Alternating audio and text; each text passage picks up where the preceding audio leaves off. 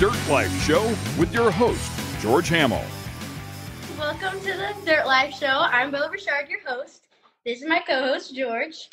Hi, guys. We are filming episode 8 of Bella's Corner, so pretty excited. Right now we're in 2 different states, so we kind of pulled some strings, made things work, but I think we got everything figured out, and hopefully we can thank some sponsors and get rolling into who we're going to interview. So yeah, totally. You want me to break the ice a little bit? I got some funny things to talk about real quick. For sure. I'd love to. So, first of all, you got an awesome show, but I'm in a van, and I just spent $81 on tamales to bring them to all of our friends, and it smells fantastic in here. That's lucky. So, okay, so since we're doing this remotely, do you want to let everybody know who's going to be on the show today, and then we can start letting people in? Yeah, for sure. So we're going to get the ball dropping with Chase Carr, my good friend, Jeremy McGrath, Thor Herbst from Herbst Motorsports, and Cruz Burchard. So I had a couple people talking to me, and they were like, "Oh my God, Bella got the king on. How'd she do it?" And I was like, "Well, Bella's starting to be a little media mogul over here." Yeah. Well, thank God he's my good friend, but I definitely pretty excited for this one. I think we got some good conversations with everybody, so hopefully we can just get to talking. Okay, sounds good. So, all right, why don't you thank the sponsors that we have in common, and then I'll thank ours, and we'll get going. Yeah, for sure. I'd love to thank Evolution Power Sports, KMC Wheels, and Motool. So all great partners. They've been on board pretty much since day one, so it's really cool to have everybody on board. The guys over at Evolution Power Sports, I got their t-shirt on. Great logo, and also making tons of power. If you guys are getting ready for summer, you guys can also talk to them about getting some tuning for your jet skis. They've been doing a lot of jet ski stuff, so that's super, super cool. Kind of a little bit off the off-road topic, but it's still rad. Thanks to the guys over at Maxxis Tires. You can see the Maxxis hat in the background. Thank you very much to the guys over at Shock Therapy. You can always use the code DIRTLIFE at shocktherapy.com and save yourself some money on any of those parts. It'll save you a good discount, too. Thanks to the guys at JL Audio. Always keeping us rocking. Thank you very much to the guys at Zolander Racing Products. You can always get something from them as well to match up with all the Shock Therapy products that you have. So you can use the code DIRTLIFE at ZolanderRacingProducts.com. All right, Belle, who's our first guest? Our first guest is Chase Carr. So let me give him his rad introduction. Chase Carr is 16 years old from Canyon Lake, California, competing and landing podium spots in big races like the Red Bull Scramble, Mid-America, and BITD. He continues to add to his hardware collection. What's up, Chase? How are you? I'm good. How are you? Good. I'm at the dirt bike track at the moment. Standing in a No, dust really? storm. Yeah. Dude, I'm jealous. Look, what I got to do. I got to do some training today. Check that bad boy out. I'm trying to keep myself busy this off season, dude. How is it? Are you guys really like riding right now, or are you just out there cheering on your homies? No, I got here at 5:10ish, and I'm gonna hop on here really fast and then go throw down a couple motos. Get arm pump in the first 3 laps, but it's fine. What bike are you riding right now? It's a YZ250F 2023. Oh, damn! Really? How's that? Yeah. It's fun actually. I haven't had any problems with it. Knock on wood. Dude, that sounds good. The last YZ250F I had was 2008, I think. Yeah, I was a little skeptical about going to them because I've been a KTM boy. I've grown up like forever, but no, it's a lot of fun. Dude, D Smoke's calling you out. Yeah, I know that. I know. Hey, I had a bike for him, but he didn't show up. Oh, So no. I think he's a scared one. Dude, yeah, that's pretty weak. You can't call somebody out if you're a no-show. I know. That kind of rolls into like one of my questions for sure. Well, I know you have like a past in 2 wheels and stuff, but kind of doing that transition from 2 wheels to 4 wheels and then back to 2 wheels again, getting on the track. Like, how's that been? Yeah, no. I mean, I've grown up racing a lot of things. So coming from moto, I mean, honestly, it really helped a lot when I got behind the wheel. Between that and like going through go-karts and jet skis, they're all relatively not the same, but they're all close in their ways. So no, definitely coming from moto helped me out a lot with my line choices and like gauging jumps and everything that gets thrown your way in a short course race. It definitely helps out a lot. Yeah, Bella, even though, like, because you kind of dabble in moto too, riding pit bikes and stuff, you can probably both agree with what the comment I'm going to say, and that's like the hand-eye coordination that dirt bike guys have and off-road guys have. Like, a lot of people don't have that, and it seems like it's natural for Chase. Yeah, for sure. Being able to take from something like a two-wheel and four-wheel being so different, but applying them to each other is like crazy deal that not a lot of people can do. So that's pretty cool. Yeah, no, definitely. I enjoy not just racing razors. Obviously, that's what I want to do when I grow up, but expanding my horizon is what I've been focusing on, and see where it takes me, I guess. Yeah, for sure. Even kind of expanding your horizon with, the different series you've been racing. I know you did the Red Bull Scramble last year too, but kind of give us a rundown of how it went this year. I know it was pretty successful. Yeah, no, unfortunately, last year I wasn't of age to do it, so we went out there with a car to race, but fortunately couldn't do it. No, this year was it was a lot of fun. It was definitely a curveball in the opposite direction of what I was thinking. To be honest, I didn't want to do it. I thought I was going to be the underdog showing up with a car that was almost 1,000 pounds heavier than what I was racing against. And I've grown up watching Corbin race my whole life, and all these other people that were there, they're definitely no one to slouch on. But no, it was a really fun time. It was a great event, and especially being out there on like vacation, getting to ride my dirt bike, and then going to race through the dunes. It was a lot of fun. Yeah. Chase, do you ever get like when you're out there racing? Well, actually, the Red Bull Scramble is a perfect example. Like your moto background, you can see things that a lot of dudes can't, right? Like if there's a guy that's like changing lines and like he's a four-wheel guy, right? Like you can be like, oh, I know something that he doesn't. You could cut under or like square up or like do like. Do you ever notice that stuff? Oh yeah, for sure. At the Red Bull Scramble, we had no practice, so we were going out there blind, and it was, the one person I didn't want to get put up against was Corbin in the heat race, because I'm gonna be honest, I was a little nervous. Thought he was gonna wax me, but no, that moto background honestly helped me a lot out there. I got out to, man, I don't remember if I hole shot it or not. I don't think I did. I was behind Corbin. I followed him for the first lap, and I slowly started figuring out lines that were like a lot faster, which honestly I shouldn't have used them, because that let Corbin in on some fast lines. But no, motos definitely helped me out a lot with that. Yeah. Yeah, you can't give away your secrets, bro. I know. I gave them away too fast, and it bit me in the butt. That's kind of what we Dude, Bella, it's all about last timing. episode. What was that, George? It's all about timing. Yeah, that's true. Mm-hmm. No, we got to hear Corbin's perspective from the race compared to your perspective. So being able to put both of those together and kind of just getting a wide, of how the race went was super cool. Especially because I couldn't be there to watch it, but it was a lot of fun. Like I said, I've grown up watching Corbin and Cody race my whole life, and I've never exactly been in the same class or the same level as them. So being able to race against them was obviously pretty cool. But like I said, I showed up to a big event with a car that I honestly didn't think that I was going to be able to do well in. And, there's a lot of people that doubted me, but I listened to my dad and my grandpa, and they said, you might have a chance at winning. So I went out there and drove that thing as hard as I could. But, also I had a lot of faith in you. Yeah, grandpa kind of forced me to do it, but I'm glad I did. It was an awesome event. But even the thought in the back of my head of being like, the first race was King of the Hammers. We had a little malfunction that took us out early in the race. Did a pretty good prep on it and went straight to the mint.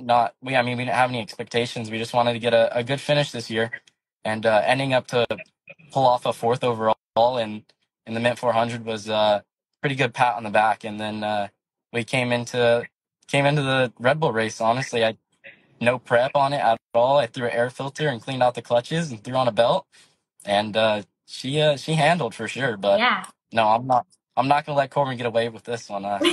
He's getting it next time. Being the circumstances too, you're right. That car is a lot heavier, and you went out there not knowing quite what to expect yet. So that's a pretty big deal. Yeah, no, exactly. That car's no slouch. It blew my expectations. Keith and my dad and everyone that was involved with that build, and even the new build, honestly, they blew my mind. The new Polaris Pro R platforms are what I think are unbeatable. I mean, it's proven we've overall. I mean, UTVs have overalled Silver State this year. I mean, look at Mitch Guthrie in his Polaris Pro R last year. He second place overall, almost overalled it. Yeah, for sure. The builds are getting more crazy and crazy as we get older. Yeah, it's pretty wild to see. But Chase is being kind of humble though too, Bella. Like, because it takes a lot to be able to drive a car that's like. Has anybody ever told you guys bringing the right tool for the job? Like Chase kind of like had a dull knife, so to speak, right? Like he didn't have a sharp knife to make the cut. Like, but he still managed it and quote unquote gets the job done, right? Like that tells a lot about the driving skill and the ability for him to be able to adapt. Like there's very few people that can do that. And Chase is, well, he's got a lot of experience, but doing all the things that he does, dirt bike racing and racing these different cars and stuff, gives him that talent. Yeah. It's kind of just testing what you can do and pushing yourself to the limits. Yeah, exactly. I mean, sometimes you got to step out of your comfort zone and go do stuff that you honestly can't think that, I mean, you're going to win. But I'm glad I went out there. I met some really cool people, and, I mean, hopefully one day we can get that Red Bull deal. Yeah, for sure. Does it ever change your attitude? Like, you're like, oh, crap. Like, I don't know, I'm bringing a desert car to a short course race or whatever, and you're like, there's no way. Like, or do you just be like, you know what? I don't even care. I'm going to go out there and kill it. No, I mean, I was definitely bummed out. We decided at about 2 p.m. on Thursday that we were going to do it because I just didn't want to do it at all. Yeah. But no, I'm very glad that I went out there and did it. Like I said, those Pro Rs are no slouch. They are proven to be the best so far. So yeah, for sure. Even just building it and the way you guys have, it made it a strong car, and being able to go out there and test it for Glen Helen, that was super cool to see. But yeah, no, definitely. You got a new short course car? Yeah, so we actually just finished up a brand new Pro R for short course. It's legal for every series, so she's a little on the heavier side, but no, that thing is a absolute blast to drive. Yeah, I bet. Dude, I want to see it. I posted a couple pictures. We're gonna do some more stuff to it, and I'll post some more up close pictures of it, or I'll send them to you guys. But no, Keith and my dad. Dude, it literally just popped up on my screen. Yeah, no, that looks aggressive. The build is insane. It's pretty cool, bro. They did some looks aggressive. Yeah, that thing's a work of art. I'm very excited to be behind the wheel of that, and the opportunity to race that is unbelievable. I'll be like every fanboy. How fast does it go? So I mean, it's hard to tell. I have a micron in it, but running different size tires, it throws off the GPS speed a little bit. So at Glen Helen, it claims that I was hitting near 90s. Dang, dude, that was after the finish line, which was a little scary. I the concrete wall after turn 1 of the finish line at Glen Helen. Yeah. I gave that thing a little love tap. I came in a little too hard. Rear end or with the front end? It was almost a bad one, but I got out of it somehow. Yeah. Dude, you're like an F1 driver just kissing the wall. Well, I after the finish line jump, I tried to cut to the inside really hard, but I almost went for a bad ride, so I turned out of it, and the wall was the next thing on the list to hit. Dude, that's crazy. You gotta hit a wall here and there. Bell, I don't want to hit a wall. I got a little too much experience with hitting walls. So. I almost ripped off the same tire you do. All right. Don't do that. My dad probably would have killed me if I did. Brand new car. Dude, plus, if you hit that wall, you're going in that ditch, dude. That ditch is gnarly. Yeah. No, it's... Grumpy Gramps would have killed you, that's for sure. I was watching the GoPro footage back last night. My grandpa, the only thing he said to me before the race was, "Don't scratch it." Yeah. Oh, no. That's funny. Hey, I didn't scratch it. Yeah, well, I do want to know one thing. What do you got going on in the future for you? What is your next big races, and kind of just what's your plan? So right now we are getting the desert car. We've fully stripped it down. It's getting a very good prep. So the plan is to bring it back out in April to Vegas to Reno. Sorry, and I mean we'll see where we can stack up there. like I said, our goal this year with a brand new car is just to go out there and get a respectable finish and obviously finish the race first. Yeah, But for sure. no, that's our plan right now. And I'm currently trying to talk my dad into taking me all the way down to Crandon. Oh, I want it to be in the books, but man, it's a far drive. yeah, That yeah, like definitely work. I would love to see you out there, dude. That is such an amazing event. Yeah, I mean, I really want to go out there, but I've really never raced against any of those guys, and from what I've heard, it takes a lot to get used to go out there and race something like that, like setup wise, and obviously clutching, suspension, everything. Yeah, you need different clutching. You're going to need bigger tires for more top speed, and you're just going to have to be full wood the whole time. That's what I've heard. I guess in the UTVs they don't let off around that big old turn down the hill. No, Yeah. dude, you don't let off anywhere. Those tracks are fast, dude. Like you're just wooded the whole time. You'd have fun though. All right, Belle, we got to get Jeremy on. Oh yeah, for sure. Well, it was good talking to you, Chase. Thank you guys for having me. I really appreciate it. For coming on, I really appreciate it. Keep crushing it. Right. Yeah. Thank you. I appreciate it. Have a good rest of your day, guys. Thank you. Later. You too.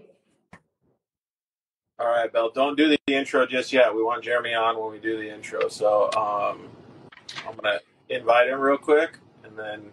Chase is going to go hit some laps right now. Is he? Oh, yeah, that's true. All right, so we got to have Jeremy McGrath come on. All right. What's up, Jeremy? What's up, you guys? How you doing? I'm good. How are you? Doing good. Yep. Good. Just cruising along. So, Hey, so real quick, I want to say... she's trying to post screen time. Hey, so Jeremy, I first wanted to say, obviously, thank you very much for letting the kids handle all this stuff. It's super cool that they're doing it. So let's get Bella a chance to give you a proper intro, bud. Yeah, no worries. I'm excited to see chat with you guys. It's going to be cool. Me too. So Jeremy McGrath is from Encinitas. Jeremy is a 7-time AMA Supercross champion with an impressive record, 72 Premier Class wins, the King of Supercross, Pro 2 Off-Road champion in Lucas Oil Series, and multiple X Game medalist.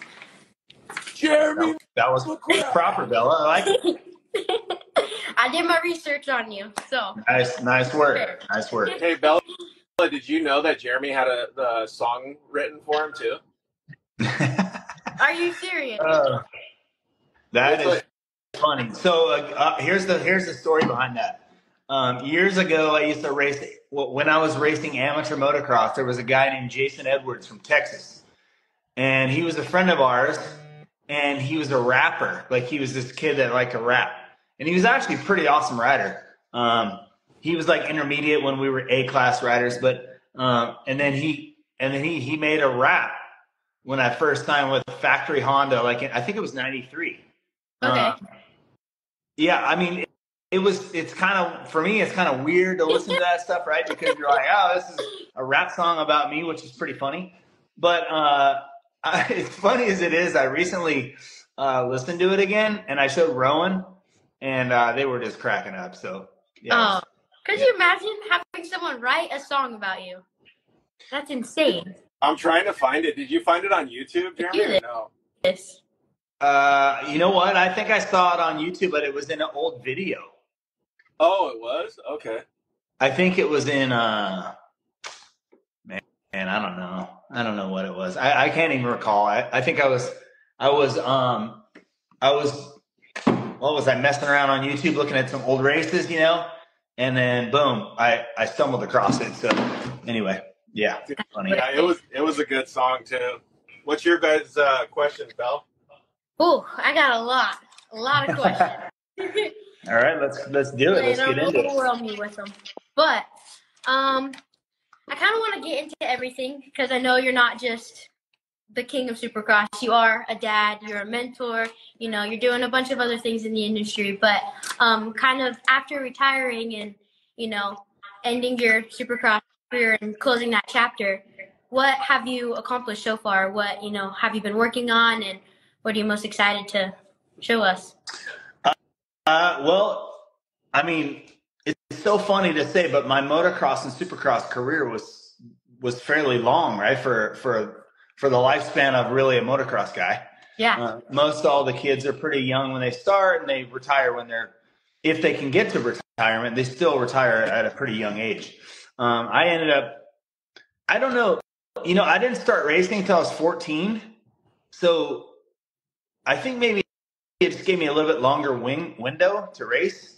And so I retired when I was like 31 or 32 years old, which, some of the guys that I looked up to, like Ricky Johnson and Johnny O'Mara and Ron Lachine and all these guys from the era before me, they all kind of were retired like at 26, 27, sometimes 28, but never 30. Like 30 was like unheard of.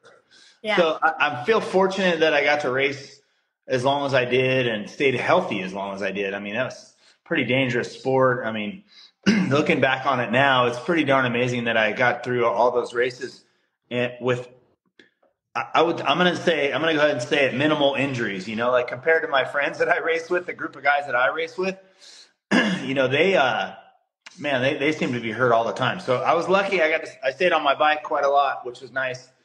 But since then, I don't know, I obviously I never wanted to really give up the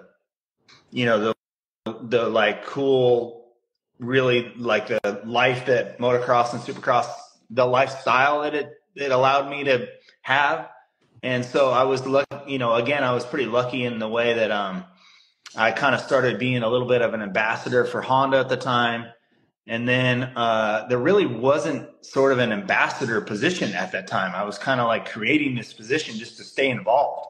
Right. And with my connection through Monster, and then when I was an amateur, I was a team green rider. And so for the last 7 years, I've been Kawasaki brand ambassador. And what that means is basically just doing different events, different photo shoots, doing some different testing. This is with bikes, with side-by-sides, with sort of everything involved with Kawasaki. And I host that Science of Supercross show that has been fairly successful over the last 5-6 years with, during the programs for Supercross. And then, I'm just raising my girls, Rowan and Bergen, who you know very well, obviously, and just trying to stay involved in the sport. I just love it so much. Yeah, for sure. Hey, that's super cool. Up, Chris? What up, Jeremy? that hat's looking sharp, son. Oh yeah. So it. Bella, we'll give a proper introduction. This is Chris Meyer from Max's Tires. Chris wanted to just jump on and say hi to Jeremy. They haven't seen each other's faces in a few weeks. Yeah. Well, I'm glad to have you on. That's super cool. I know. I fancy having you on, Chris. It's cool. Yeah. I appreciate it. I was liking what I was listening to.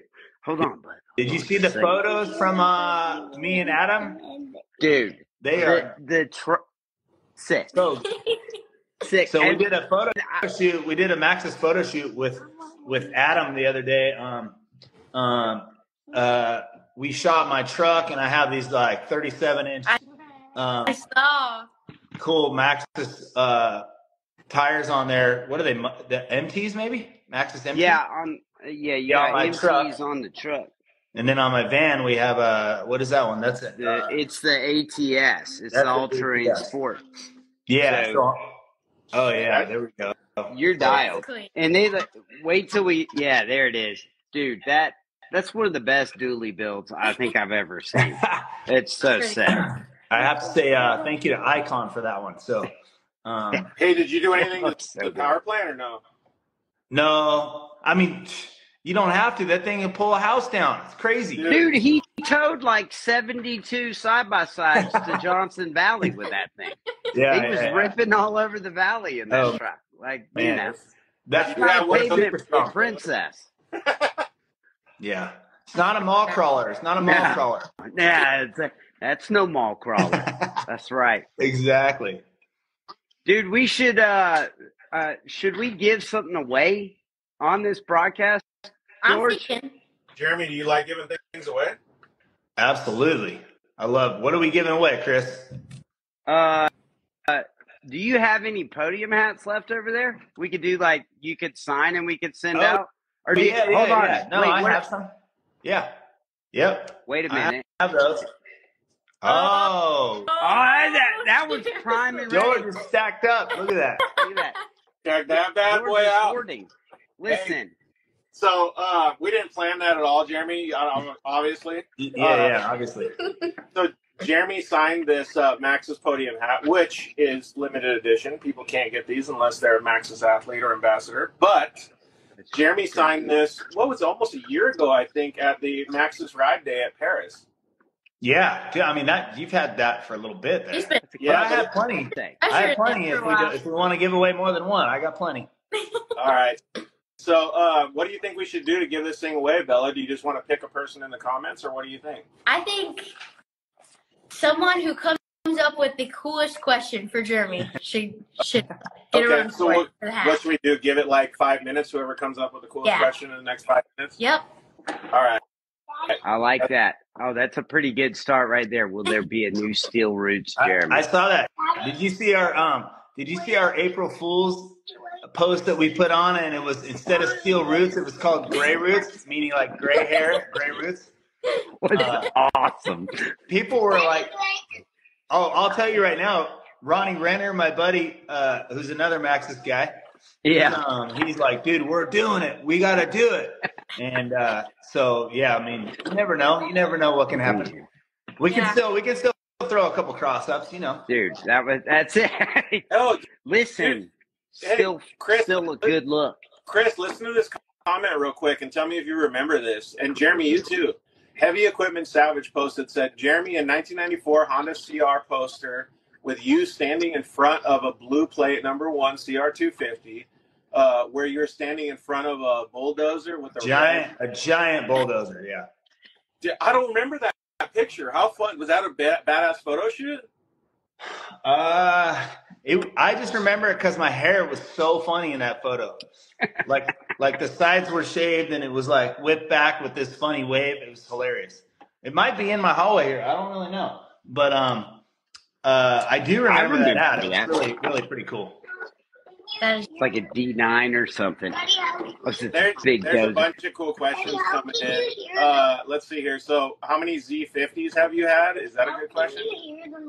The answer is only 2. I've had 2 that I bought new in 94 or 5, and I still have them. They still run like a champ. Those things are so reliable, right? Oh, man. Jeremy, was the first knack-knack on accident? Oh, no way. So, all right, here's a story on the first knack-knack. You guys all know that I came from a BMX background, and one of my really good buddies, his name is Eric Carter, and he was like a top pro BMXer. Like, he was like unbelievable. But he really loved dirt bikes, so we were riding dirt bikes, and the knack-knack's really a BMX trick. And they have another trick that we all know is called a can-can, right? It's opposite of knack-knack. So knack-knack's foot off the back, can-can is foot through the front. So I'm at my Supercross track at my parents' house off the freeway over there in Menifee, and we just thought, like, hey, let's try to figure out how to do a knack-knack on a dirt bike. And if you've seen like really old pictures of the knack-knack, it was kind of like the bike was straight, and then I would just kind of lean it over and stick my foot out the back. And then over the years, the way it evolved is you could go up off the jump and whip the bike and let the rear end come around, and then you could really extend the knack-knack. And now, obviously, in today's versions, there's a lot, there's like big upside down whips, whip knack-knacks, flip knacks. There's all kinds of stuff. But the first knack-knack was definitely not a trick. I learned it, started messing around with it at the end of 93, and then 94 Orlando, which is January, first round of Supercross. It was the first time I ever did it live in front of fans, and I did it in practice. And the team manager was all freaked out because he thought I was falling off the bike, so he ran back. He's like, "You got to stop. You can't be doing that out here." So he was really freaked out. And so I didn't do it. I didn't do it. I didn't end up having or needing to do it because Orlando, I finished 4th, and the following week in Houston, I finished 5th, and then Anaheim, I won, and then I still was so flabbergasted that I won Anaheim that I really didn't do the knack-knack there either. But soon after is when I started doing it like on either the final lap or the last jump of the race or whatever. So that's kind of the year that it actually officially came out in racing. Dang. Bella, can you imagine it though? Because like that was never done before. So it was like, could you imagine how scary that would be for like a manager or like a team owner? Like, because it's like, holy crap, what is this dude even doing? It wasn't talked about. It wasn't planned. Nothing. It was just straight to, I'm gonna try it and see how people react. Yeah, I knew I had it from practicing it at home, but I didn't tell anyone about it, and I was just kind of like, and then just for fun, I did it, and everyone freaked out, like, because no one's cameras were ready. It was just in practice, last lap of practice or something, and so really, there might be one photo, like Davey Coombs might have one photo of this thing from Racer X, just randomly in the stands, and they had the camera on me, and I did it, and they got it, but really, there's not much proof of the very first knack-knack on track, so it's pretty funny. Dang. We just got the whole behind the scenes. And there's your lesson in sometimes you got to just plan to apologize later and take the risk. Yeah, exactly. Had I told Dave Arnold I was going to be like jumping off the back of my bike, he would have been like, absolutely, you're not doing that. What do they say? Yeah. Ask for forgiveness, not for Yes. Yeah. Good point, Chris. Good point. Yeah, that's brilliant. Jeremy, Smart. So we had a ton of questions already coming in. I'm just going to pick a couple of them right off the bat. Chris, it sounds like we're probably going to have to give away a few extra hats, but we will keep the king supply. All right, sounds good. So Colton Hurst asked, so Jeremy, who do you consider to be one of your favorite rivals, as in rivalry you enjoyed and helped push you to be better in your career? And then adversely, do you have one that wasn't your favorite? Well, it's well documented that Emig was not my favorite, but he was also like my closest competitor, right? So, you know, I don't. A lot of competitors kind of go by like Ricky Johnson, who I really looked up to, was the era before me, and he was always like mad at his competitors, you know, and that right there for me, it just doesn't work. I'm friends with everyone. I like being friends with my competitors. Obviously, it's easier for me to be friends with them when I'm beating them. So that's a little easier. It's always the case. But at the same time, you know, I had a lot of friends on the track, and I think when you're trying to win championships and gather points, and it's a long series, I think you just really can't. You got to think about how many enemies you make along the way, because every week you're going to come across a new enemy. If you know, these are long series, and if you start messing with people all the time, I found that it was a lot harder to, you know, sort of either let that go or to quiet the conversation down, quiet the situation down. Emig and I kind of seemed to have a beef for a lot of years, and we were running into each other a lot. And, you know, he was fast, so it was always seemed like we were together. He was a good starter. But you know, I don't know. I just felt like he was kind of dangerous on the track back then. But anyways, we've all grown up. He's fine now. It's like not a problem now. It's just like while we were racing, it was a little weird. And have you seen? But I think most of, you know, I had a lot of friends on the track, and I think that's pretty important. Yeah. Have you seen some of the forums lately? Because that question kind of, or that statement kind of goes to what's happening right now in motocross. Like, I don't want to get in on it too hard, but like Jason Anderson's like, you want to portray me as the villain? I'll be the villain. Like, I'm good. Let's go. Yeah. I have been following that a little bit. You know, when you're always on the short end of the stick when it comes to that stuff, you're always going to seem to be a little more mad than the guy that actually made the crash happen or made the pass or whatever. I was listening to James Stewart like post earlier today, and I really don't see anything wrong with that pass. Yeah, it was aggressive. I mean, we know which passes are bad, right? They're the ones that take the front wheel out, T-bone a guy, do whatever, but they were body to body. And what always happens in this situation is the guy on top can't put his foot out because the other guy's there. So as much as it looked like a takeout, I mean, he just filled the space, and then he couldn't put his foot out, so he went down. It was he could have done it. So yeah, I think if you watch Jason's line, he didn't move up into Hunter's line. He filled the space and did a really nice job of staying low. But Hunter it looked like to me he just went slightly wide, and then he couldn't put his foot out. So, the circumstance didn't work out great for Hunter. I understand all that. But, the Lawrences are kind of the golden childs right now of the sport.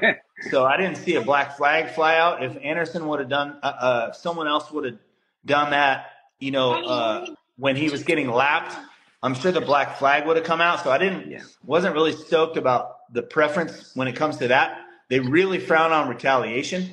The takeout's one thing, but then when you retaliate, that's like premeditated. So they really frown on that stuff, but nothing really happened. So I don't know. They're kind of sending mixed messages a little bit about it. But I'm a fan of Anderson's style. I like Hunter too, but I like Anderson. I like how aggressive he is. I love the way he rides. He's fun to watch ride. Oh, dude, totally. He's different than everyone else. He's Reminds just me a of fun guy to Brad's watch style. ride.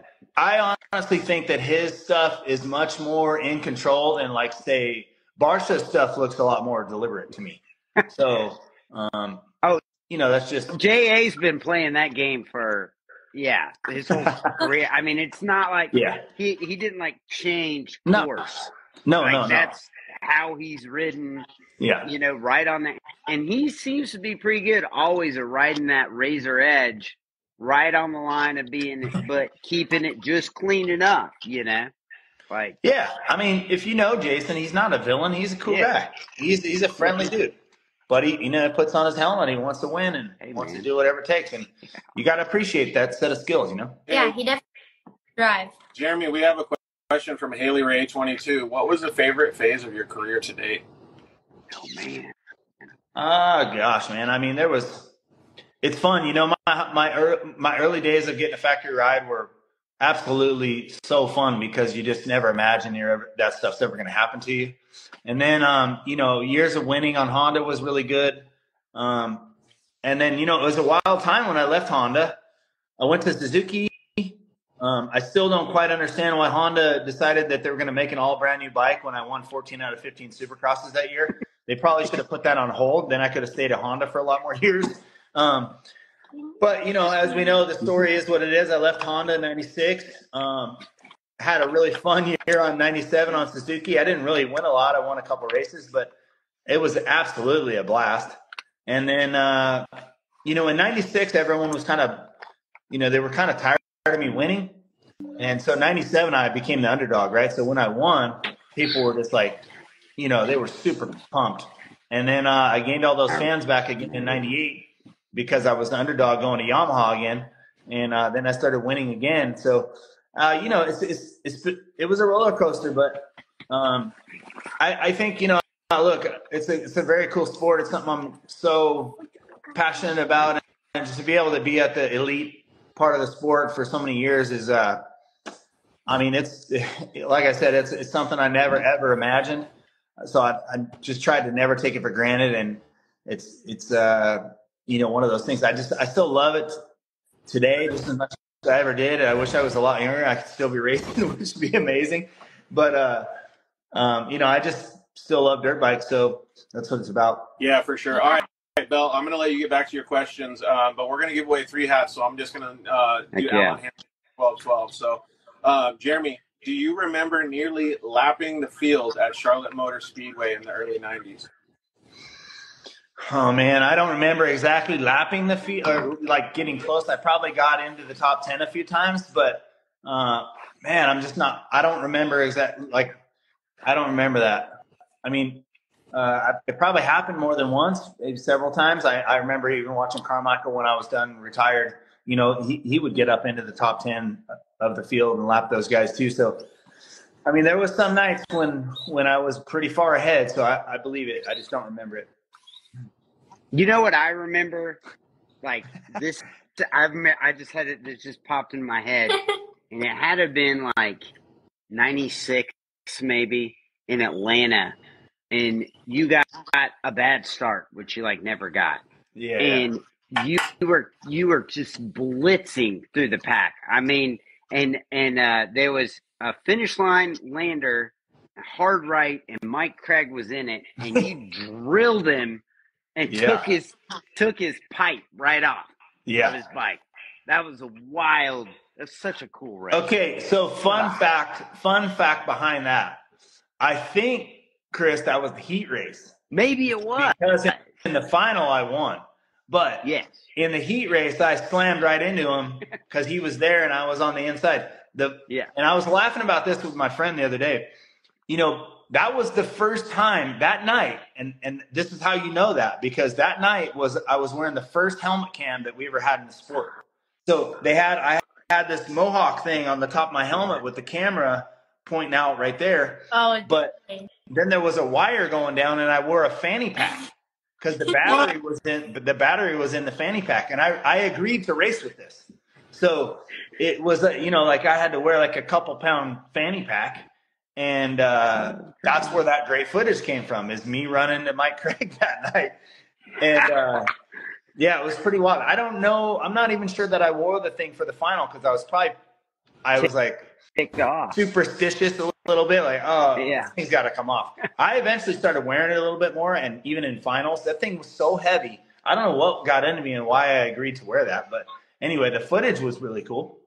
Yeah. Yes, it was. Yes, I wouldn't know if that was worth it or not, but anything for some footage for sure.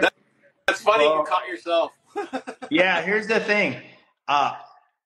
Fanny packs are designed, I think, mostly to wear behind. And the way that it worked out with the batteries, they were kind of heavy and hanging off the back. So I turned around and wore it forwards, and it was a really thin fanny pack. So I don't know. Well, that's in style right now. Yeah, Jeremy, you're 2 decades early. Yeah, except for this fanny pack came back. Don't they hang off the side now, though? Yeah. Man. They got them cross-bodied now. Yeah. I don't know about that for me. No, I'm good. Yeah, exactly. I'm good. Yeah. Hey, so I just searched on. Do you remember this? Look at that. Oh yeah. Bradshaw was really okay. You want a story behind that one? I do. Yeah, I do. So that was when Bradshaw made his comeback. Wait, no, that was the first time. He's number 8 right there, right? Yeah. And that's 93. So yeah, he's number. Okay, so Bradshaw was typically a pretty good starter, and he's a legend. He's like one of my favorites, and I love Bradshaw. But he was 1 year. Am I number 1 right there or number 15? 15. Yeah, 15. So that's 93. So I remember what happened was I hole shotted him, and then I closed off the start and just pinched him. I didn't wreck him or nothing, and I just came in and slowed him down and had my elbow out and slowed him down a little bit. And I won the race, obviously. And then after, he was super mad at me for doing that. I'm like, okay, what do you want me to let you go? What do you want me to let you go? This is racing. So anyways, I think there might have been a couple explicit words in there. Shocking. Yeah. I might have told him, hey, it's time for you to retire, dude, because it's over. Hey, whatever happened? Like, I know you're a big Troy Lee guy now, but whatever happened to Sinisalo, dude? Yeah, I don't know. So my friend Bob Rathkamp, who now is the Garnet boot distributor, he was the first. Basically, he used to work for Axo years ago, and then he went off and got the distributorship for Sinisalo, and that was like in 90. I mean, Jeff Ward was wearing it before I was, but so like 93 and 94, I wore Sinisalo, but I'm not really sure what happened. It seemed like it was going pretty well, and we changed the gear. We got it pretty cool, and then I don't know, for whatever reason, he went off to do some other stuff. And dude, it's like talking about old gear, Chris. Like, obviously, we race in the same kind of era. Do you remember Yoko with the HRP or HPR chest protector? Like, I was big HRP guy back then. Yeah. Dude, yeah, I was like, I need a Yoko sponsorship. I didn't even know who made the gear or anything. I just wanted to be looking exactly like them. You want to look like Steve Lamson. Yeah, that's what I was trying to do. Yeah. I remember that stuff. Bella, I'm going to let you get back to your questions, but the winners of the 3 hats, we got them written down. It's Alan Hamilton, 12-12, Haley Ray, 22, and Colton Hurst. Woo! Nice. Yeah. Congrats, guys. Excellent. And girls. Kind of on that same sponsorship topic, but throughout your career, you've built these partnerships with your sponsors. I know Maxis is a big part of your team, but kind of tell us like the content that you guys get to create together, and like what events you guys get to go to, and still staying in the industry but not really competing. Yeah, you know what? I mean, Maxis is like the perfect partner because I do all these different sports, right? So I have my mountain bikes, I have my motocross bikes, and then we obviously do fun stuff with my automobiles. Obviously the side by side.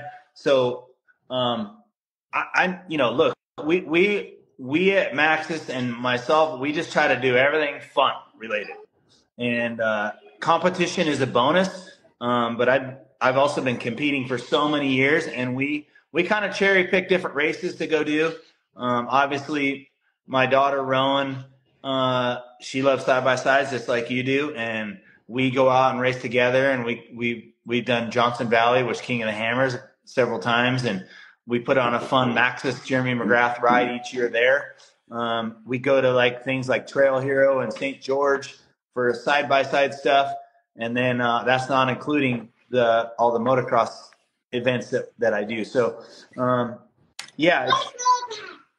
think what the motorcycle avenue has provided for me to do all these other fun sports and still stay involved. We just did a really fun BMX event called the Dirty Fest in Temecula at Vale Lake. And I just absolutely had so much fun. I was riding BMX with a bunch of these guys that I used to look up to, and they were all on the cover of the magazines when I was a little kid.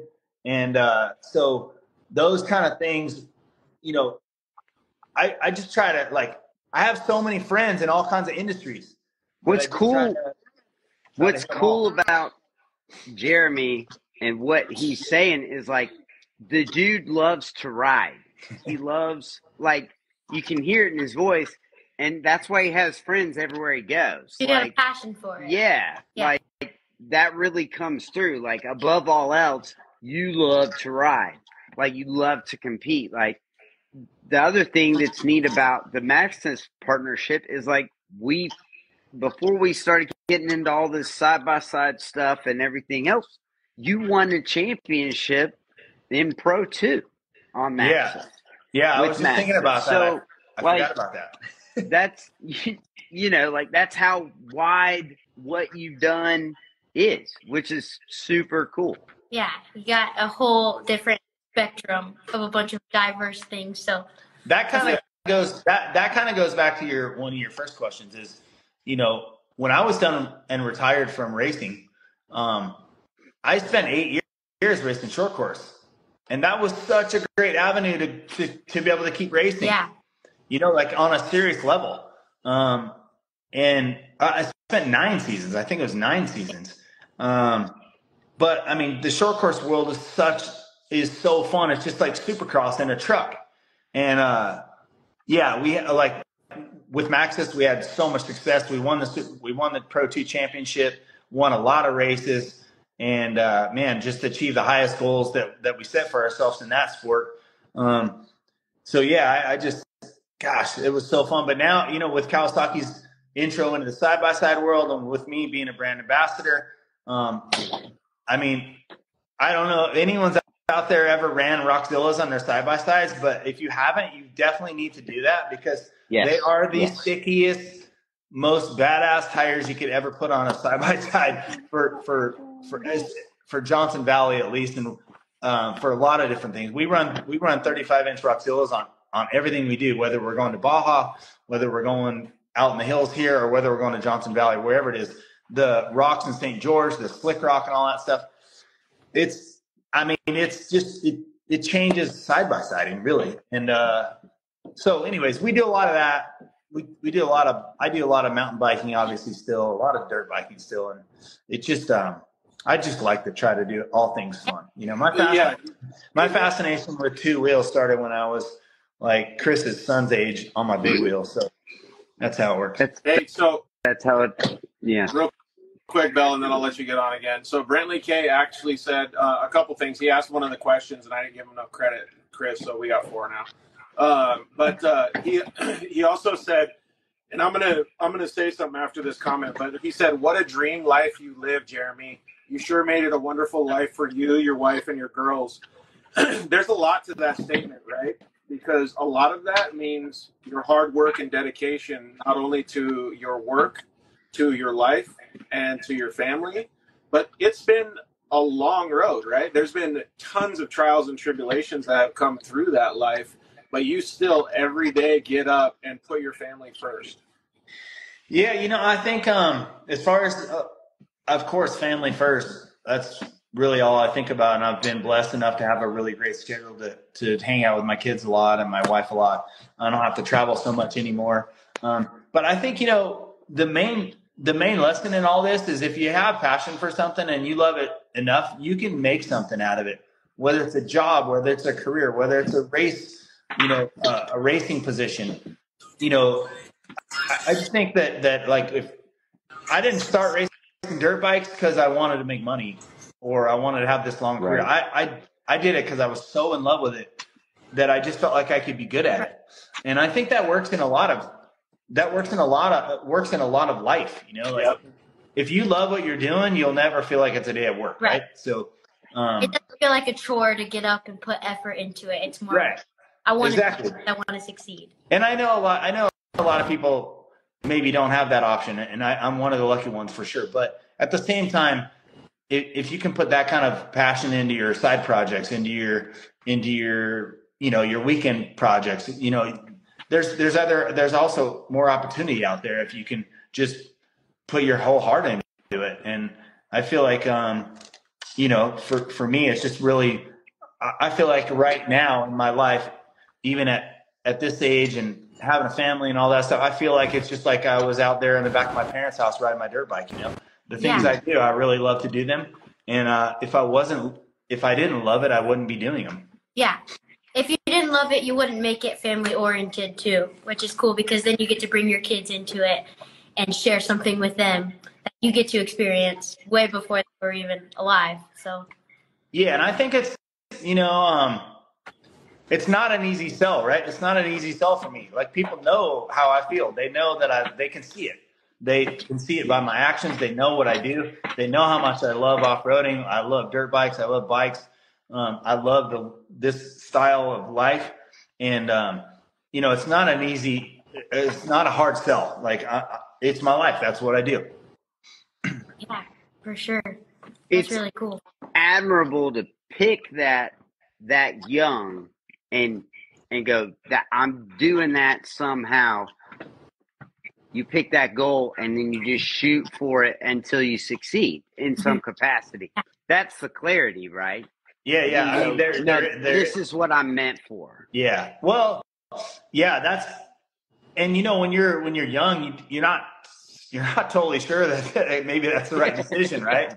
I mean, when I was in high school and bagging groceries at Vons, I wasn't thinking, man, Supercross titles on the horizon here.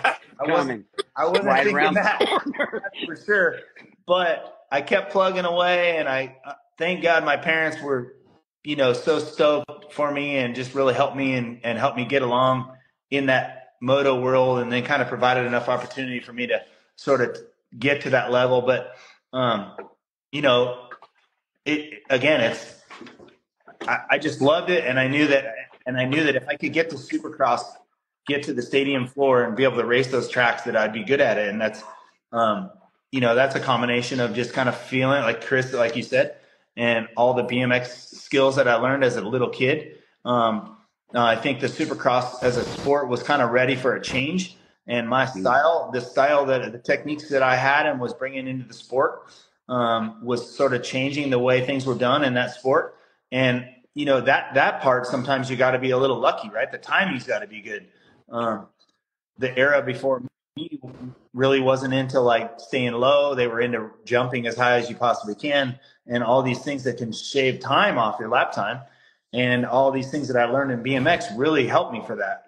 So, Bella, I was looking at some videos of Jeremy the other day. And Jeremy, you know this. I mean, like everybody talks about the Bubba Scrub all the time, and we're not discounting that at all. But like I remember seeing like a lot of the guys that were precursors to your generation were like they would preload the shit out of the bike to make it go over the jump. Like it was all you could do because it was low horsepower. But then you started pushing through the jump and pushing down and like letting the front end, come to the ground first. And it was like, what the heck? Like it was like the same thing as when nobody had seen it, right? Yeah, it looks so strange then, right? It looks so impressive because I was able to I figured out the method of like hitting the jumps faster and pushing through the lips instead of like you said, like pushing into the bike and skying it super high. It was really just a BMX thing, and I figured out how to adapt that to motos. But it took guys a few years to capitalize and like figure out how to learn that. So I was kind of like free reign. I had my own style for like a couple seasons before guys sort of caught on to it. And that part I think is just lucky, right? Because the sport was kind of ready for that, and I was the one doing it. And even guys that I raced against it took them a while to figure that out. So nowadays, you see the evolution of the scrub from what I was doing to what James did to what all these other guys are doing. If you don't ride like that now, you can't even keep up. Yeah. So, well, it's always evolving, right? Like, I don't know who said it, like Wygan or somebody said generational talents, but like you can see, it's like the next step, right? Because you had like people that like you that were very technical and very like focused. Like you knew what half an inch meant on the track, right? Yeah. But now you see like the Bubba Scrub and everything was kind of loose. Well, now Jet's tidying it up again, and you can see he's back to going that fast and hitting that accuracy. Yeah, that's true. He's hitting his marks at a way faster pace with, and it's his skill set is really high. And those bikes are super powerful. So it's pretty impressive to watch. I mean, he's young. He's going to be winning for a long time. And it's been pretty fun to watch. But, I think whatever it was, lucky timing or changing his style, whatever, it was just the sport was ready for a change. And I was the one to do it. So I feel lucky to kind of grow up at that time. Yeah. Yeah. A lot of the comments that are coming in are basically saying that same thing. We all feel lucky that you grew up in that time. We all had somebody to look up to. Except for the guys I was beating, they didn't feel lucky. I should have grown up with that too. Kind of on the topic of evolution and just like the growth of this sport, how people, I know you mentioned this to me not too long ago. It was either you or somebody else, but how riders used to take care of their bodies compared to like then, like before races, like if they were prepping for it or if they were just going and partying or if they, what has changed since you last competed? I think it's funny. We talked about that on the way to the lake, I think. Yeah. And we talked about how if you think about all the comments from people back in the day, like, oh, MC used to go out and he used to have so much fun and go out to parties and all this stuff. And I wasn't afraid to go out, but at the same time, I wanted my competition to think that I was out there doing that a lot more than I actually was. And that was kind of part of my strategy. Like if they thought I wasn't working, then that means they weren't going to be working. So then I could secretly work and no one knew about it. And then they thought I was out there all the time, never training, never doing any of that. So I laugh hard when people say like, oh man, the sport used to be so cool. These guys never trained. They never did anything. All they did is go out and drink beer and all this stuff. And that's so far from the truth, but it's what it seemed. So I wasn't afraid to go out when it was the right time and have a good time. Trust me on that. But there was plenty of work being done behind the scenes, and that was proof of what was happening on the weekends. Yeah, that's crazy. That's a gnarly. I can remember that as a youngster too, like all of the, like motocross media and this big, I care, how's he doing this? And, I can remember that kind of, because even that kind of made your legend grow even further, right? Amongst the fan base. Yeah, totally. I think so. I think, helpful. Yeah, I think one of the things that I really pride myself on is just being relatable. You know what I mean? Like, yeah, I can ride a dirt bike, it's been great at times for, something people maybe could not achieve. But at the end of the day, I'm just a dirt bike rider. You know what I mean? Well, I remember a funny story in '93 when I started winning in a Honda. Jeff Stanton was on the team. That was the year he retired. But he was number 1 in '93, and I was number 15, and I was a rookie. But like at the practice tracks and stuff, we would be sitting there when we were practicing, and I would be eating like candy bars and stuff in front of him, but on purpose, like because he was a training fanatic. He would go crazy, like training all the time, and I just wanted him to think that I was doing nothing. It was great. Oh, that's it. We're gonna get out of here with this banana pants kit. We just wanted to hop on when we saw everything going on. So, all right, hey, Chris, thank you. Thank you very much for the support and giving the hats to all the fans and stuff too, dude. That's awesome. Yeah. Let's get with Jeremy, and then I'll work with Jeremy to replenish, and if we need to send shipping labels and whatever, we'll get it dialed. Thank you. Oh no, no worries. I can ship them out from here. No worries. Yeah.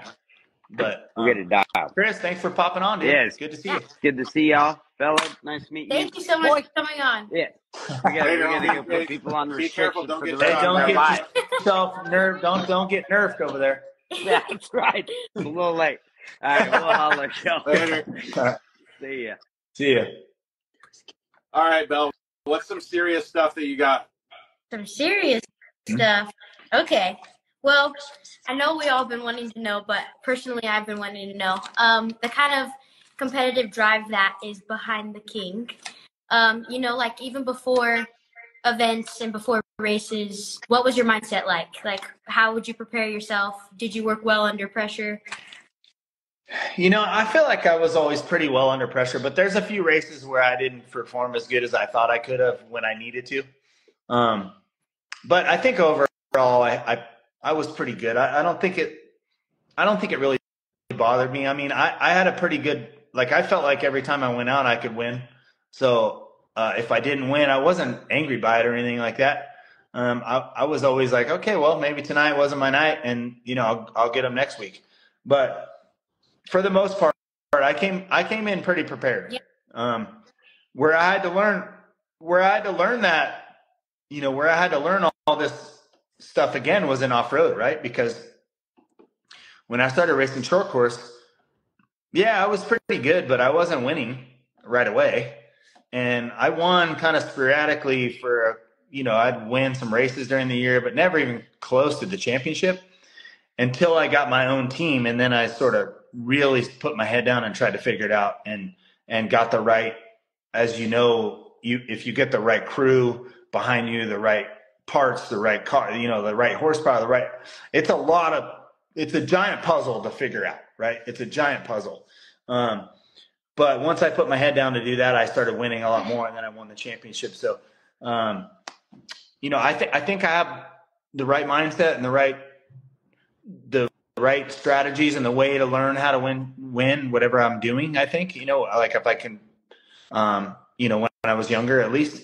And, so I don't know.